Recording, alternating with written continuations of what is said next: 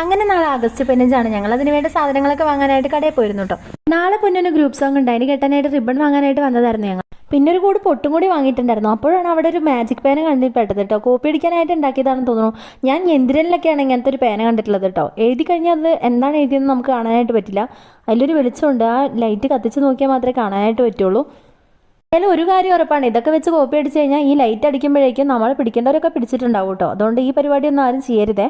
പിന്നെ ഇപ്പോൾ എന്ത് വാങ്ങുകയാണെങ്കിലും 2 വാങ്ങണമല്ലോ, കുഞ്ഞാവയ്ക്കും വേണമല്ലോ. ഒരു ബാഡ്ജും കൊടിയും കൂടെ വാങ്ങിയിട്ടുണ്ട് കേട്ടോ. അപ്പോൾ ഇത് രണ്ടും ഒക്കെ ഇട്ട് യൂണിഫോമൊക്കെ ഇട്ടിട്ട് വേണം പൊന്നിന് നാളെ സ്കൂളിൽ പോകാനായിട്ട്. അവനിതൊന്നും കണ്ടിട്ടൊരു വലിയ ഇതൊന്നും ഇല്ല കേട്ടോ. കാട്ടുകൊഴിക്കുന്ന സംക്രാന്തി പറഞ്ഞ പോലെ അവനൊരു ഭാവമില്ലാതെ നിൽക്കുമായിരുന്നേ.